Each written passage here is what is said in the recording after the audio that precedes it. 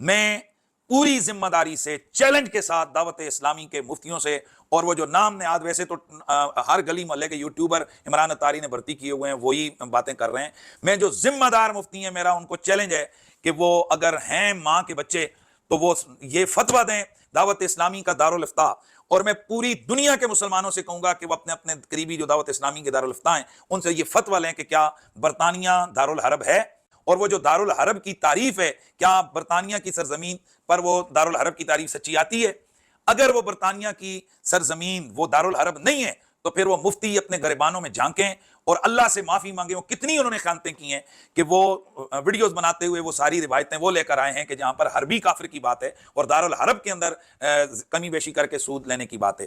یہاں پر دیکھیں قریشی صاحب نے مطالبہ کیا کہ برطانیہ کو دارالحرب ثابت کرو۔ حضرت جو ہے خود مطالبہ کرنے کے لیے آ جاتے ہیں اور اگلے سے مطالبہ کرنے لگ جاتے ہیں، اپنے مطالبات جو ہے وہ پورے نہیں کرتے۔ ہم نے ان سے مطالبہ کیا تھا کہ یہ مورگیج کے سود ہونے پر شرعی دلائل قائم کریں اور فقہ کی معتمد اور مستند کتب سے جزیات پیش کریں کہ یہ دیکھو مورگیج یہ ہے اور مورگیج کی تعریف یہ ہے اور مورگیج جو ہے یہ سود ہے اور اس کے اوپر یہ شرعی احکامات لازم آتے ہیں، جس کی بنا پر دعوت اسلامی والے گنہگار ہیں اور دعوت اسلامی والوں کو چاہیے کہ وہ توبہ کریں اور اپنے اس فعل سے رجوع کریں۔ اس طرح کے یہ دلائل قائم کرتے یہ ہمارا ان سے مطالبہ تھا، اور اس سے بھی پہلے ہم نے یہ مطالبہ کیا تھا کہ جتنے دعوت اسلامی پر پہلے انہوں نے الزامات لگائے ہیں ان کو بھی شرعی دلائل اور شرعی ثبوتوں کے ساتھ یہ ثابت کریں، لیکن انہوں نے کوئی بھی اپنا مطالبہ پورا نہیں کیا، اور یہ آگے سے آگے ہی جا رہے تھے، آگے سے آگے ہی بڑھ رہے تھے، نئی سے نئی تہمتیں جو ہے وہ نکال کر لا رہے تھے اور دعوت اسلامی والوں پر لگا رہے تھے۔ لیکن یہاں پر یہ چند قدم پیچھے کیوں آئے اور انہوں نے اپنا یہ مطالبہ کیوں ریکارڈ کروایا؟ کیونکہ ان کی اچھی خاصی عوام کے اندر ہو رہی تھی کہ یہ شخص علم الحدیث سے اور علم العقائد سے تو جاہل تھا ہی تھا، علم الفقہ سے بھی کورا کا کورا جاہل نکلا، اور وہ جو سطحی علم اور جو ہے وہ کتابوں سے محروم ہونے والی بات اس کے اوپر بالکل صادق آ رہی تھی، اور یہ لوگوں کے سامنے شرمندہ ہو رہا تھا کہ یار اتنا بڑا مسئلہ اور اتنا بڑا فقہی مسئلہ اس سے میں جاہل رہا اور میں نے اس کے اوپر ذرا برابر بھی غور نہ کیا، اور میں نے دعوت اسلامی کے تعصب میں ویڈیو بنا ڈالی۔ تو اب اس خجالت کو مٹانے کے لیے حضرت صاحب نے یہ اپنا مطالبہ ریکارڈ کروایا ہے، اور بڑے جوش اور جذبے کے ساتھ ریکارڈ کروایا ہے تاکہ ان کی چاہنے والی عوام کو یہ پتہ لگے کہ واقعی ماں بدولت بڑا علم رکھتے ہیں۔ حالانکہ اس بندے نے اپنی اس ویڈیو کے اندر بھی کوئی دلائل نہیں دیے، اور جو ایک آدھ جو جزیہ پیش کیا اس کا بھی محمل جو ہے وہ صحیح بیان نہیں کیا، اس کو بھی صحیح جگہ نہیں پڑا، اور اس سے بھی استدلال غلط طریقے سے کیا، جو انشاءاللہ ہم آگے واضح کریں گے۔ جو انہوں نے یہ چیلنج کیا ہے یہ چیلنج ہم قبول کرتے ہیں، اور قریشی صاحب کو بھی چیلنج کرتے ہیں کہ یہ جو دارالحرب والا مسئلہ ہے اور یہ جو مورگیج کے سود ہونے اور نہ ہونے کا مسئلہ ہے، ہم آپ کو چیلنج کرتے ہیں آپ ہمارے ساتھ مناظرہ کریں۔ انشاءاللہ ہم آ کر آپ کے سامنے بیٹھ کر انشاءاللہ دلائل کی روشنی کے اندر یہ بات ثابت کریں گے کہ دارالحرب کسے کہتے ہیں، دارالحرب کی کیا شرائط ہیں، کیا معاملات ہیں، کس پر دارالحرب کا اطلاق ہوگا، کس پر دارالحرب کا اطلاق نہیں ہوگا۔ اسی طرح برطانیہ دارالحرب ہے یا نہیں ہے، دارالاسلام ہے یا نہیں ہے، اس کے اوپر انشاءاللہ دلائل سے گفتگو ہوگی، اور اسی طرح مورگیج کے سود ہونے اور نہ ہونے پر انشاءاللہ تفصیلی گفتگو ہوگی کہ جس کے اندر ہم فقہ حنفی کی معتمد اور معتبر کتب سے یہ باتیں ثابت کریں گے، اور آپ پر بھی یہ لازم ہوگا آپ بھی اسی انداز سے ثابت کریں۔ اور یہ انشاءاللہ جب آپ ہمارے مناظرے کا چیلنج قبول کر لیں گے تو پھر اس سے اگلی ویڈیو کے اندر ہم یہ طے کر لیں گے کہ دعویٰ کیا ہے، شرائط کیا ہیں، کس بات کو ثابت کرنا ہے اور کس انداز سے ثابت کرنا ہے، اور مناظرہ کس جگہ پر ہوگا اور کیا کیا معاملات ہوں گے، یہ انشاءاللہ ہم بعد میں طے کریں گے۔ لیکن یہ مناظرے کا چیلنج آپ کے لیے اوپن ہے، آپ مناظرے کا چیلنج قبول کریں، اور آپ پر لازم ہے کہ آپ بیٹھیں اور اس انداز سے دلائل دے کر اپنی عوام کو بھی مطمئن کریں کہ یہ جو کافی عرصے سے آپ نے طوفان بدتمیزی اٹھائی ہوئی ہے یہ تھم سکے، اور مناظرہ جو ہے وہ تعلی کے لیے یا آپ کو نیچا دکھانے کے لیے نہیں ہوگا، بلکہ واقعی جو مناظرے کی تعریف ہے توجہ المتخاصمین فی النسبۃ بین الشیئین اظہارا للصواب، کہ دونوں چیزوں کے اندر اس انداز سے غور و فکر کیا جائے گا تاکہ درستگی ظاہر ہو سکے۔ اگر آپ یہ ثابت کر دیں گے کہ مورگیج جو ہے واقعی سود ہے اور برطانیہ دارالحرب نہیں بلکہ یہ دارالاسلام ہے اور دیگر یورپین ممالک بھی دارالاسلام ہیں. جہاں بھی دعوت اسلامی مورگیج والا معاملہ کر رہی ہے وہ دارالاسلام ہے اور ان کے اوپر جو ہے وہ سودی احکامات ہی لاگو ہوتے ہیں. تو انشاءاللہ ہم اس بات کو تسلیم کریں گے کہ یہ واقعی جو قریشی صاحب کہہ رہے ہیں بالکل ٹھیک ہے اور دعوت اسلامی والوں کا یہ فعل جو ہے یہ حرام اور سود پر مبنی ہونے کی وجہ سے گناہ کبیرہ ہے. ان کو چاہیے کہ اس سے رجوع کریں اور توبہ کریں. یہ ہم بالکل برملا کہیں گے. لیکن اگر قریشی صاحب یہ مناظرے کے اندر ثابت نہ کر سکے تو قریشی صاحب کو یہ کہنا ہوگا ویڈیو کے اندر کہ جتنی بھی دعوت اسلامی پر میں نے تہمتیں رکھی ہیں وہ بالکل بے بنیاد تھی, ان کا حقیقت سے کوئی تعلق نہیں تھا اور میں ان تہمتوں سے رجوع کرتا ہوں اور توبہ کرتا ہوں اور دعوت اسلامی والوں سے معافی کا خواستگار ہوں, وہ مجھے معاف کر دیں. اس طرح کا یہ بیان جاری کریں گے. حالانکہ یہ مسئلہ بھی جو دارالعرب والا ہے وہ بھی سود لینے کا ہے, یعنی اگر آپ کافر سے سود زیادہ رقم لے رہے ہیں تو اس کی اجازت ہے کہ اگر وہ دارالحرب ہو تو. یہ بھی صرف ایک فقہ کے قول کے مطابق, باقی تقریباً اس پر جمہور علماء کی رائے اس کے دوسری طرف ہے کہ سود مطلقاً منع ہے, وہ کہیں سے بھی نہیں لیا جا سکتا, لیکن احناف کے بعض فتاوی اس پر موجود ہیں. تو بس یہ فقہ کا ایک قول ہے جس پر انہوں نے فتویٰ دیا ہے اور یہاں سے یہ ثابت کرنا چاہ رہا ہے کہ بالکل جو ہے نا کسی ضعیف اور کمزور بات پر انہوں نے فتویٰ دے دیا ہے. جمہور علماء تو اس کے برخلاف ہیں. میں کہتا ہوں قریشی صاحب مناظرے کے اندر تمہارے لیے یہ بھی چیلنج ہے کہ تم نے یہ بات ثابت کرنی ہے کہ یہ فقہ کا صرف ایک قول ہے اور دوسری طرف جو ہے وہ جمہور علماء ہیں اس کے ناجائز ہونے کے قائل ہیں. یہ باتیں تم نے ثابت کرنی ہے مناظرے کے اندر. اور میں کیا قریشی تم اتنے بڑے مفتی آگے ہو کہ تمہیں یہ باتیں سمجھ میں آ رہی ہیں کہ یہ فقہ کا ایک قاعدہ ہے, یہ ایک اصول ہے اور اس کے علاوہ جمہور علماء جو ہیں وہ دوسری طرف ہیں. یہ بات سیدی و سندی اعلیٰ حضرت کو سمجھ میں نہ آئی, مفتی امجد علی اعظمی علیہ رحمہ کو سمجھ میں نہ آئی, فتاوی بریلی میں تاج الشریعہ کو سمجھ میں نہ آئی, مفتی جلال الدین احمد امجدی علیہ رحمہ کو سمجھ میں نہ آئی, دیگر اجلہ مفتیان کرام کو سمجھ میں نہ آئی, اور تجھے سمجھ میں آ گئی ہے یہ بات. لا حول ولا قوت الا باللہ العلی العظیم. یہ تیرا دعویٰ بلا دلیل ہے جس کو تم نے دلیلوں کے ساتھ ثابت کرنا ہے مناظرے کے اندر, اور یہ تمہاری اب جان چھوٹنے والی نہیں ہے. کہ اگر آپ دارالحرب میں کسی حربی کافر سے سود کی رقم یعنی اضافے سے لیتے ہیں تو آپ کے لیے جائز ہے. یہاں تو مسئلہ لینے کا ہی نہیں, یہاں تو 3 گنا زیادہ سود دینے کا ہے. چلیں قریشی صاحب ہماری ویڈیو سے اتنا تو فائدہ ہوا کہ آپ کو اتنا مسئلہ تو سمجھ میں آیا کہ اگر حربی کافر ہو تو اس کو پیسے دے کر اس سے نفع لینا یہ سود نہیں کہلائے گا اور یہ جائز ہوگا. اب دوسرا مسئلہ رہا دینے کا, تو وہ بھی ہم نے پچھلی ویڈیو کے اندر ثابت کیا تھا. چونکہ آپ کو کچھ باتیں یاد رہتی ہیں, کچھ باتیں آپ بھول جاتے ہیں, تو آپ کو چاہیے کہ آپ دوبارہ سے میری وہ ویڈیو بغور سنیں. انشاءاللہ یہ آپ کا دوسرا مسئلہ بھی حل ہو جائے گا. اب اس طرف آئیں کہ ایک طرف مسلمان ہے اور ایک طرف حربی کافر ہے اور یہ دونوں ایک دوسرے سے نفع لے رہے ہیں, یہ ایک دوسرے کو اپنے مال پر نفع دے رہے ہیں. یہ والا جو عقد ہے اگرچہ ظاہراً صورتاً یہ سود لگ رہا ہے, لیکن چونکہ اس میں شرائط ربا, سود کی جو شرائط ہیں وہ نہیں پائی جا رہی, اس وجہ سے یہ سود نہیں ہوگا. اس کو ہم نے اپنی ویڈیو کے اندر بالتفصیل دلائل کے ساتھ واضح کیا ہے. اب اس کے اندر جو دارالحرب اور دارالاسلام کی باتیں ہو رہی تھی, کیا یہ ضروری ہیں یا یہ ضروری نہیں ہے؟ یعنی ایسا ہوگا کہ دارالحرب ہے تو اس میں یہ معاملہ جائز ہوگا, دارالاسلام میں یہ معاملہ جائز نہیں ہوگا. اگر دارالاسلام میں معاملہ جائز ہے تو دارالحرب میں یہ معاملہ جائز نہیں ہوگا. تو یہ ہم انشاءاللہ دلائل کے ساتھ ثابت کریں گے کہ جو دارالحرب کی قید ہے یہ قید اتفاقی ہے, قید احترازی نہیں ہے. عوام کو سمجھانے کے لیے یہ بات کر دوں کہ یہ جو قید ہے کہ دارالحرب میں یہ معاملہ ہو, یہ کوئی ضروری نہیں ہے. اصلاً جو بات ہے وہ یہ ہے کہ جی شرائط سود وہ پائی جائیں گی تو سود پایا جائے گا, اگر شرائط سود نہیں پائی جائیں گی تو سود نہیں پایا جائے گا. اب اگر دارالحرب میں یعنی کافروں کی اماجگاہ میں, کافروں کے ملک میں اگر وہ شرائط پائی جا رہی ہیں سود کی, تو وہاں پر بھی سود متحقق ہوگا, وہاں پر بھی سود ثابت ہوگا. اور اگر وہاں پر وہ شرائط نہیں پائی جا رہی تو دارالحرب میں وہ سود نہیں ہوگا. اور اگر دارالاسلام کی بات کریں تو یہاں پر بھی اگر شرائط ربا, سود کی شرائط پائی جائیں گی تو ربا جو ہے, سود جو ہے وہ متحقق ہوگا, ثابت ہوگا. اگر وہ شرائط نہیں پائی جائیں گی تو سود متحقق نہیں ہوگا, سود جو ہے وہ ثابت نہیں ہوگا. تو المختصر کیا ثابت ہوا؟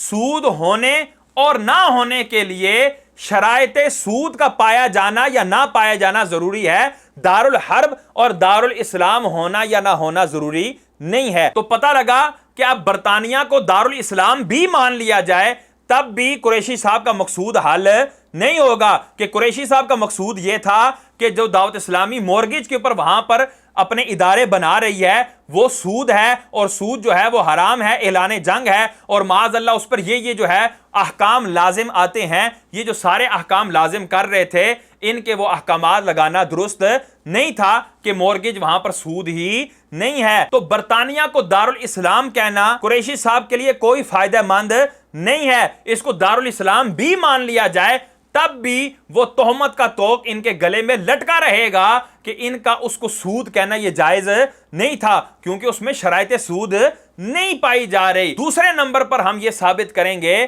کہ برطانیہ دارالاسلام بھی نہیں ہے۔ پہلے تو ہم نے یہ کہا نا کہ دارالاسلام ہو تب بھی ان کے لیے فائدہ مند نہیں ہے، لیکن ہم یہ بھی ثابت کریں گے کہ برطانیہ دارالحرب ہے، دارالاسلام نہیں ہے، تاکہ ان کی جہالت کا مزید جو ہے وہ پردہ چاک ہو سکے۔ اب اس بات کی طرف آئیں کہ یہ دارالحرب کی قید ہے یہ قید احترازی نہیں بلکہ قید اتفاقی ہے۔ فتاوی رضویہ شریف کا ہم نے یہ جزیہ پہلے بھی پڑھا تھا، لیکن قریشی صاحب کو چونکہ سمجھ میں نہیں آیا، اب ہم دوبارہ جو ہے اس کو تفصیل کے ساتھ پڑھ رہے ہیں۔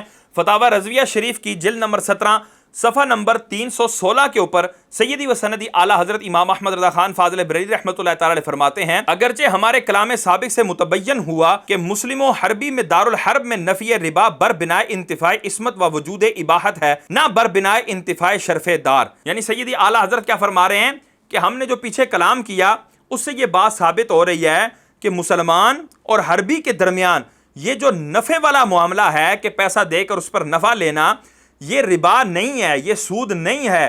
اس کی وجہ کیا ہے کہ عصمت نہیں پائی جا رہی، دونوں کا مال معصوم نہیں ہے یا ایک کا مال معصوم نہیں ہے۔ تو یہ وجہ ہے سود نہ ہونے کی، یہ وجہ نہیں ہے کہ جی وہ دارالحرب میں ہے یا دارالاسلام میں ہے۔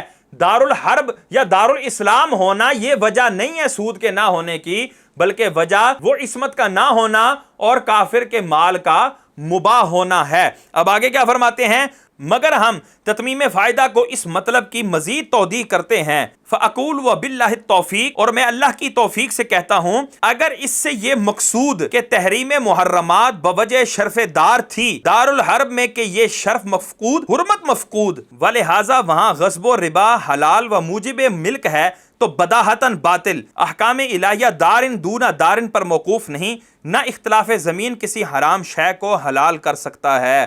تو یہاں پر سیدی و سندی اعلیٰ حضرت نے بالکل واضح فرما دیا کہ دارالحرب ہونا یا دارالاسلام ہونا یہ کوئی مقصود نہیں ہے کہ ایک جگہ کسی چیز کو حلال قرار دے دوسری جگہ کسی چیز کو حرام قرار دے، ایسا نہیں ہو سکتا۔ یہاں پر جو وجہ ہے وہ اوپر بیان کر دی کہ یہاں پر عصمت نہیں پائی جا رہی، جو تحقق ربا کے لیے، ربا اور سود کے متحقق ہونے ثابت ہونے کے لیے شرط تھی، وہ شرط ہی نہیں پائی گئی۔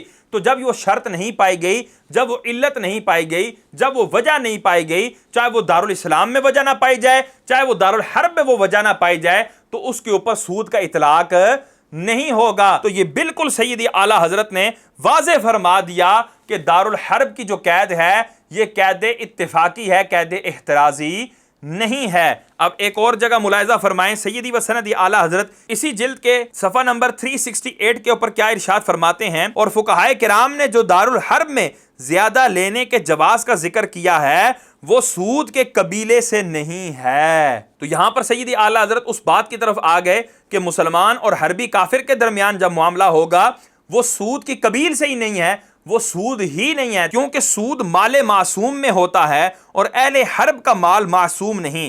یہاں تک کہ اگر اہل حرب میں سے کوئی شخص وہاں ہی مسلمان ہو اور ہجرت کر کے ہماری طرف دارالاسلام میں نہیں آیا تو اس کا مال لینا مال مباح کا لینا ہے، نہ کہ سود کا لینا۔ اسی لیے محققین فرماتے ہیں کہ دارالحرب میں کوئی سود نہیں، یوں نہیں فرماتے کہ وہاں سود لینا جائز ہے، جیسے کہ وہ فرماتے ہیں کہ مالک اور اس کے غلام کے درمیان کوئی سود نہیں، نہ یہ کہ مالک کا غلام سے سود لینا جائز ہے۔ اس پر سود کا اطلاق ما صورت کے اعتبار سے ہے، اور احکام تو حقائق کے لیے ہوتے ہیں نہ کہ صورت کے لیے، اور یہ حکم مذکور ہر حربی غیر مستامن کو شامل ہے اگرچہ وہ دارالاسلام میں ہو، کیونکہ اس حکم کا دار و مدار مال کے معصوم نہ ہونے پر ہے اور وہ عدم عصمت تمام غیر مستامن حربیوں کو شامل ہے۔ تو یہاں پر دیکھیں واضح سیدی اعلیٰ حضرت نے فرما دیا کہ یہ حکم مذکور، کون سا حکم مذکور؟ کہ مسلمان اور حربی کافر کے درمیان جو زیادتی ہے وہ سود نہیں ہے۔ یہ جو حکم مذکور ہے ہر حربی غیر مستامن کو شامل ہے، اگرچہ وہ دارالاسلام میں ہو۔ اور قریشی صاحب دارالاسلام میں بھی ہو تب بھی جو ہے اس کے ساتھ یہ معاملہ جائز ہے۔ اب یہاں پر بالفرض مان لیتے ہیں کہ برطانیہ دارالاسلام ہی ہے، تب بھی یہ معاملہ وہاں پر سود نہیں ہوگا، اور جس کو آپ زور دے دے کر سود قرار دینے کی کوشش کر رہے ہیں یہ وہ سودی معاملہ نہیں بنے گا۔ اسی طرح فتاوی امجدیہ کے اندر بھی یہ بحث بڑی تفصیل کے ساتھ موجود ہے۔ کاش قریشی صاحب نے جو ہے یہ اردو فتاوی جات ہی پڑھ لیے ہوتے تو یہ اتنی بڑی غلطی نہ کرتے۔ فتاوی امجدیہ کی جلد دوم ہے، صفحہ نمبر 215۔ آپ کیا فرماتے ہیں؟ لہذا فقہا کی طرف نظر منعطف کی جائے اور انہی کے کلام سے استدلال کیا جائے، یہی اولا اور انسب ہے۔ جب ان کے کلام میں اس حکم کی کوئی علت ملے تو اسی پر حکم کا مدار ہوگا، یعنی حکم کی جب علت مل جائے، وجہ مل جائے تو اسی پر حکم کا دار و مدار ہوگا کہ جب وہ علت پائی جائے گی تو وہ حکم بھی پایا جائے گا، جب وہ علت نہیں پائی جائے گی تو وہ حکم بھی نہیں پایا جائے گا۔ اور آگے فرماتے ہیں اور ظاہر ہو جائے گا کہ فی دار الحرب کی قید اتفاقی ہے، مقصود صرف اتنا ہے کہ ذمی و مستامن سے ایسا عقد ربا ہے۔ تو یہاں پر بالکل واضح فرمایا کہ دار الحرب کی قید یہ قید اتفاقی ہے، قید احترازی نہیں ہے، دارالاسلام کو نکالنا مقصود نہیں ہے۔ اسی جلد کے صفحہ نمبر 216 کے اوپر کیا فرماتے ہیں؟ اب اگر فرض کیجئے کہ دارالاسلام میں کفار مقیم ہوں یا کفار کی حکومت ہو جائے تو مسلم کو ان سے عہد شکنی جائز نہ ہوگی، اور ان کی خوشی اور رضامندی سے اگر کوئی مال ہمارے ہاتھ آئے، اگرچہ کسی عقد فاسد کے ذریعے سے ہو یا وہ اسے سود کہہ کر دیتے ہوں، تو یہ حقیقتاً سود نہیں اور اس کا لینا جائز۔ اور اسی سے یہ بھی معلوم ہو گیا کہ مدار کار عصمت و اباحت ہے، دارالحرب کی قید ضروری نہیں۔ لہٰذا اگر ایسی صورت دارالاسلام میں متحقق ہو جائے تو یہاں بھی جائز۔ تو یہاں سے پتہ لگا دارالحرب ہونا نہ ہونا یہ برابر ہے، اس حکم میں اس کی کوئی وقعت نہیں ہے۔ تو قریشی اگر برطانیہ کو بالفرض تیری تحقیق کے مطابق، اور جس تحقیق کا نہ کچھ سر ہے نہ پاؤں ہے، اس کے مطابق بھی اگر ہم اس کو دارالاسلام بھی کہہ دیتے ہیں تب بھی تمہارا مقصود حل نہیں ہوا۔ اسی طرح مفتی امجد علی اعظمی رحمۃ اللہ تعالی علیہ نے اسی جلد کے صفحہ نمبر 234 کے اوپر کیا فرماتے ہیں؟ دارالحرب کی قید احترازی نہیں بلکہ یہ قید اتفاقی ہے، اس لیے کہ یہ حکم کہ دارالحرب میں بین المسلم والحربی ربا نہیں، یہ والا جو حکم ہے معلول بعلت ہے۔ جو حکم کسی علت کی وجہ سے ہوتا ہے وہ اسی علت کے ساتھ دائر رہتا ہے، یعنی جب وہ علت پائی جائے گی وہ حکم بھی پایا جائے گا، جب وہ علت نہیں پائی جائے گی وہ حکم بھی نہیں پایا جائے گا۔ مزید فرماتے ہیں دارالحرب کی قید اس لیے ہے کہ اگر کافر دارالاسلام میں امان لے کر آیا اور کسی مسلم نے اس سے 1 روپیہ کو 2 روپیہ میں بیچا تو یہ سب کے نزدیک ناجائز ہے۔ ان تصریحات فقہا سے ثابت ہوا کہ مدار کار عقد امان ہے، اگر یہ پایا جائے تو عقود میں وہی احکام ہوں گے جو مسلم و ذمی کے ہیں، ورنہ نہیں۔ اور یہاں کے کفار نہ ذمی ہیں نہ مستامن۔ اب یہاں پر مفتی امجد علی اعظمی رحمۃ اللہ تعالی علیہ ہندوستان کا تذکرہ کر رہے ہیں کہ یہاں کے کفار یعنی ہندوستان کے کفار نہ ذمی ہیں نہ مستامن، لہٰذا عقود فاسدہ کے ذریعے ان کے اموال حاصل کرنے میں وہ احکام نہیں جو کہ مسلم و ذمی کے ہیں۔ تو پتہ لگا اگر دارالاسلام یعنی ہندوستان دارالاسلام ہے، دارالاسلام کے اندر اگر کافر نہ ذمی ہے نہ مستامن ہے تو اس کے ساتھ یہ والا عقد کرنا، یہ والا معاملہ کرنا جائز ہے۔ تو قریشی صاحب برطانیہ اگر دارالاسلام بھی مان لو نا تب بھی یہ والا معاملہ کرنا بالکل جائز ہے، اس کے اندر ذرا برابر بھی قباحت نہیں ہے۔ اسی طرح اگر آپ نے فتاوی بریلی شریف کو واقعی اٹھا کر پڑھ لیا ہوتا نا کہ جی مفتی صاحب نے فتاوی بریلی کی دلیل دی ہے تو میں کیوں نہ وہ فتویٰ پورا پڑھ لوں تاکہ میری جہالت کے جو ہے وہ پردے اٹھ سکیں اور یہ تمام تاریکیاں ختم ہوں اور میں مسئلے کو اچھی طرح سمجھ لوں۔ لیکن چونکہ آپ نے تعصب کی اینک لگائی ہوئی ہے آپ کو یہ مسئلہ سمجھ میں آنا نہیں ہے۔ اگر آپ نے فتاوی بریلی شریف کے صفحہ نمبر 30 کے اوپر یہ جواب نمبر 3 پڑھ لیا ہوتا تو آپ کا یہ اشکال دور ہو جاتا کہ تاج الشریعہ فرماتے ہیں اس سوال کا جواب بھی مندرجہ بالا میں گزرا، اور وہ یہ کہ زیادتی بوجہ عدم تحقق شرط ربا سود نہیں، یعنی جو مسلمان اور حربی کافر کے درمیان پیسے کا لین دین زیادتی کے ساتھ ہو رہا ہے، نفع کے ساتھ ہو رہا ہے، یہ جو زیادتی ہے یہ سود نہیں ہے۔ وجہ کیا ہے کہ اس میں شرائط ربا نہیں پائی جا رہی، لیکن بے حاجت صحیحہ زیادہ دینا حرام اور عند الحاجت اجازت، اور حرام ہونے کی وجہ پہلے بیان ہوئی اور سود نہ ہونے کی وجہ دار الحرب نہیں کہ احکام شرعی دارن دونا دارن کسی خاص جگہ کے ساتھ خاص نہیں، بلکہ یہ حکم حدیث لا ربا بین المسلمی والحربی کے سبب ہے۔ واللہ تعالی اعلم۔ یہاں پر تاج الشریعہ نے بالکل واضح کر دیا کہ مسلمان اور حربی کے درمیان یہ جو معاملہ ہو رہا ہے، یہ جو مورگیج والا معاملہ ہے، یہ سود نہیں ہے، اور سود نہ ہونے کی وجہ کوئی دارالحرب کا ہونا یا دارالاسلام کا ہونا نہیں ہے۔ یہاں پر دارالحرب اور دارالاسلام ہونا برابر ہے۔ یہاں پر جو اصل وجہ ہے وہ شرائط ربا ہیں، سود کی شرائط ہیں کہ جو متحقق ہو جائیں گی، جو جہاں پر ثابت ہو جائیں گی، اب چاہے وہ دارالحرب ہو چاہے وہ دارالاسلام ہو، وہاں پر یہ معاملہ حرام ہوگا، اور اگر شرائط ربا سود کی شرائط نہ پائی جائیں تو وہاں پر یہ معاملہ جائز ہوگا، سود نہیں ہوگا، اب چاہے وہ دارالحرب ہو چاہے وہ دارالاسلام ہو۔ اعلیٰ حضرت فاضل بریلوی کے دور میں یہ بحث چھڑی تھی، تو اعلیٰ حضرت نے اس جواب میں کہ بھئی ہندوستان دارالاسلام ہے، یہ دارالحرب نہیں ہے، انہوں نے جو لکھا تو اس کا یہ پیرا میں پڑھتا ہوں۔ اعلیٰ حضرت فاضل بریلوی رحمۃ اللہ تعالی علیہ لکھتے ہیں کہ ہندوستان دارالاسلام ہے، ہرگز دارالحرب نہیں۔ کہ دارالاسلام کے دارالحرب ہو جانے میں جو تین باتیں ہمارے امام اعظم رحمۃ اللہ تعالی کے نزدیک درکار ہیں، ان میں سے ایک یہ ہے کہ وہاں احکام شرک اعلانیہ جاری ہوں اور شریعت اسلام کے احکام و شعائر مطلقاً جاری نہ ہونے پائیں، اور صاحبین کے نزدیک اسی قدر کافی ہے، مگر یہ بات بحمدللہ یہاں قطعاً موجود نہیں۔ اہل اسلام جمعہ، عیدین، اذان، اقامت، نماز با جماعت غیرہ شاعر شریعت بغیر مزاحمت علل اعلان ادا کرتے ہیں۔ فرائض، نکاح، رضا، طلاق، عدت، رجت، مہر، خلا، نفقات، حضانت، نسب، ہبہ، وقف، وصیت، شفع وغیرہ بہت معاملات مسلمین ہماری شریعت غرہ بیضہ کی بنا پر فیصل ہوتے ہیں۔ یعنی اعلیٰ حضرت نے واضح طور پر یہاں پر بیان کر دیا کہ ایسی جگہ جہاں پر آپ کو دینی احکام پر عمل پیرا ہونے کی کھلی اجازت ہو تو وہ جگہ دارالحرب نہیں ہو سکتی ہے۔ تو اب برطانیہ کے مسلمان ہمیں بتائیں کہ بہت سارے اسلامی ملکوں کے مقابلے میں برطانیہ کے اندر تو مذہبی آزادی زیادہ ہے، یورپ کے اندر، امریکہ کے اندر اور زیادہ مذہبی آزادی ہے۔ لا حول ولا قوت الا باللہ العلی العظیم۔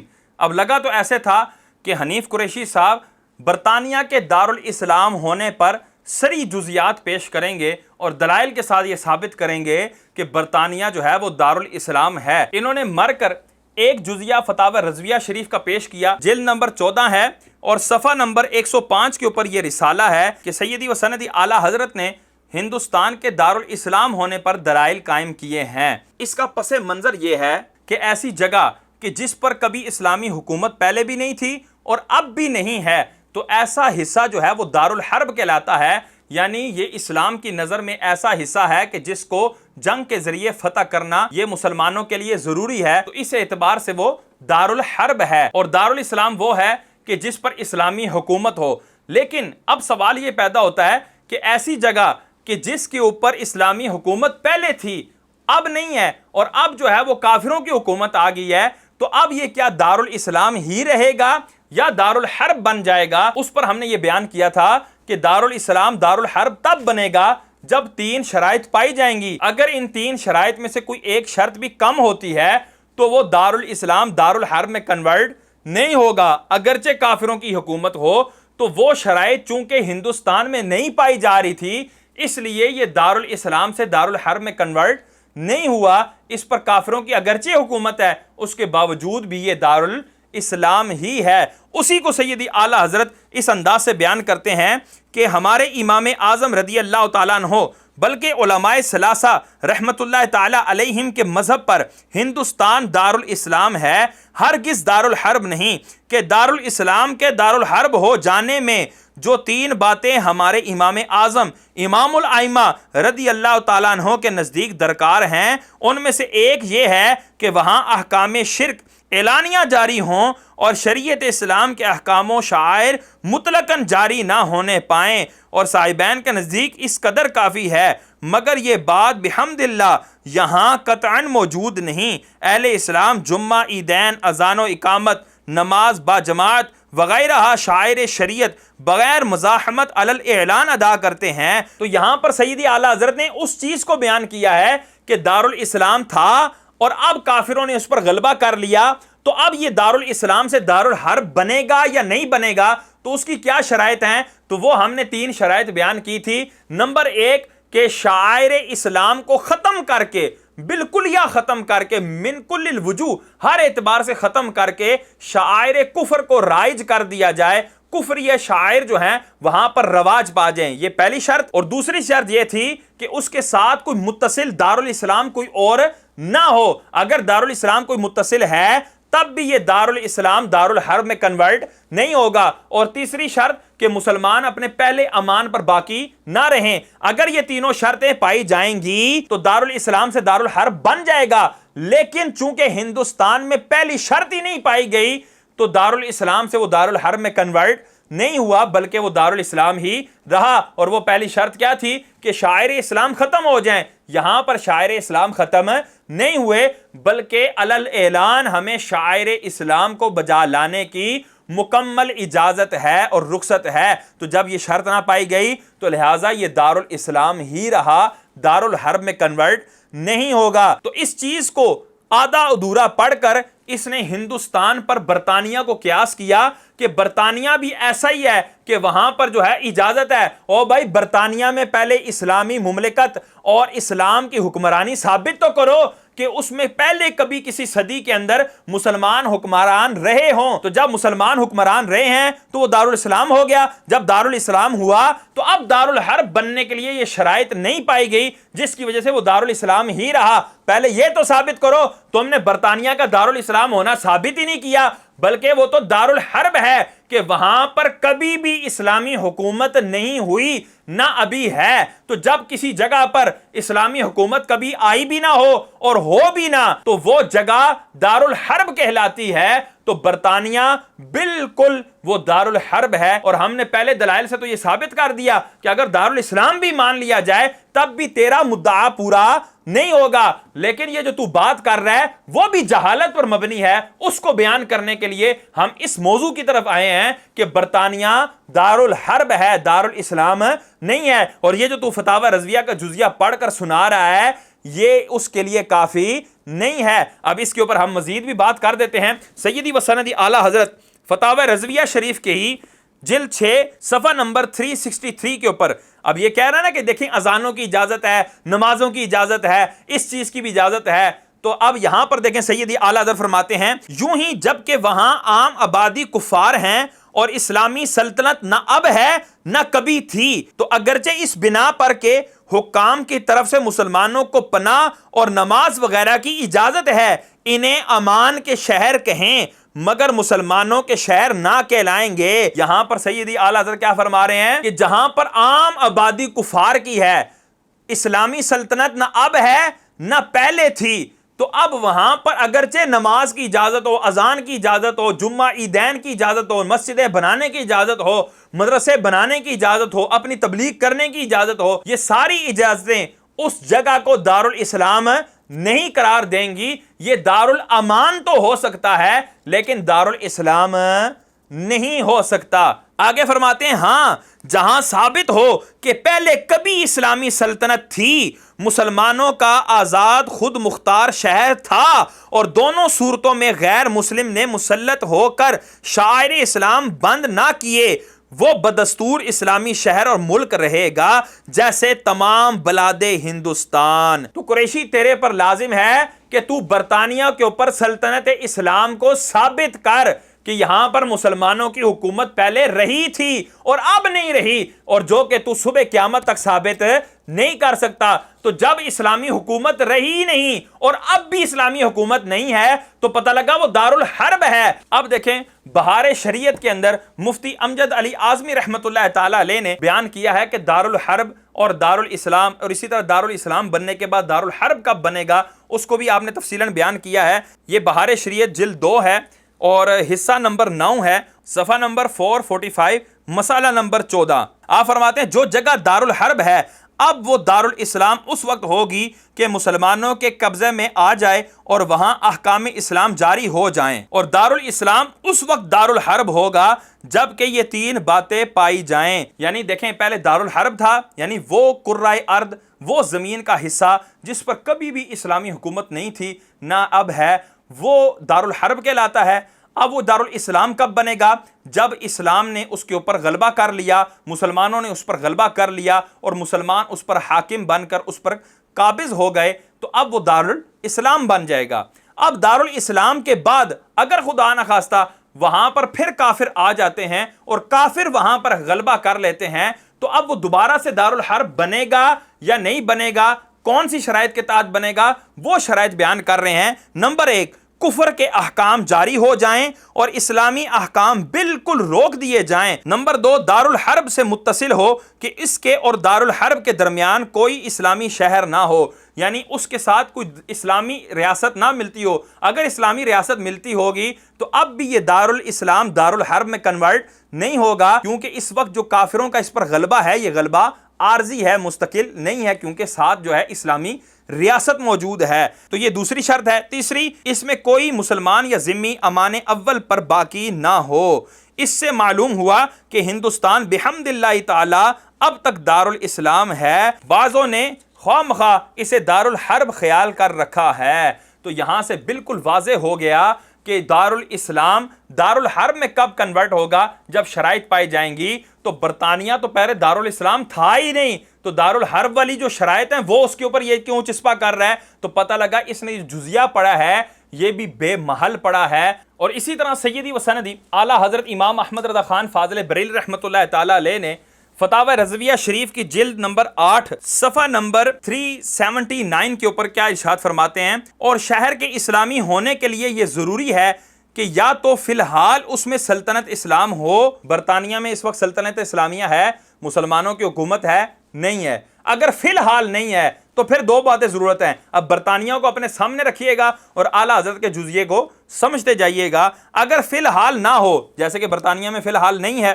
تو دو باتیں ضرور ہیں۔ ایک یہ کہ پہلے اس میں سلطنت اسلامی رہی ہو۔ تو برطانیہ میں کیا پہلے بھی سلطنت اسلامیہ رہی ہے؟